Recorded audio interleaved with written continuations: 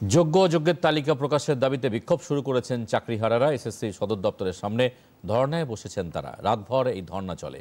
যোগ্য অযোগ্যের তালিকা প্রকাশ করা হবে এমন আভাস দিলেও এখনও কোনো তালিকা প্রকাশ করেনি এসএসসি।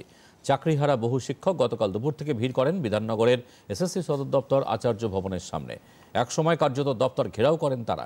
আচার্য ভবনের গেট আটকে দেওয়া হয়, ভেতরে থাকা প্রশাসনিক কর্তারা আটকে পড়েন। বাইরে চাকরিহারাদের সঙ্গে পুলিশের ধস্তাধস্তি বেঁধে যায়। এরই মধ্যে 13 জনের প্রতিনিধি দল কার্যালয়ের ভিতরে এসএসসি কর্তাদের সঙ্গে বৈঠকে বসেন।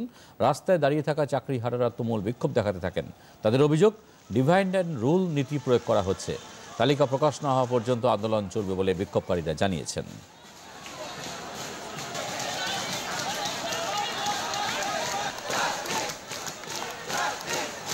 আমরা এসএসসি অফিস ঘেরাও করে রেখেছি।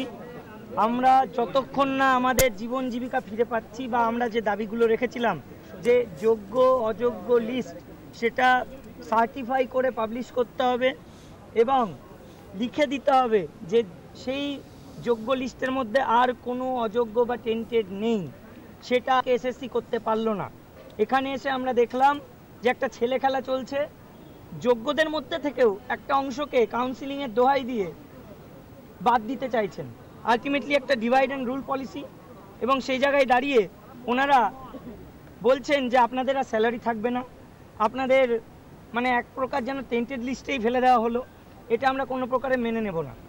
আমরা সময় দিয়েছি যে আপনারা পর্যালোচনা করুন, কথা বলুন, যোগ্য অযোগ্য লিস্ট যেটা সার্টিফাই করে দেওয়ার কথা সঠিকভাবে যারা যোগ্য তাদের একজনের নামও যেন বাদ না যায় সেটা করতে হবে।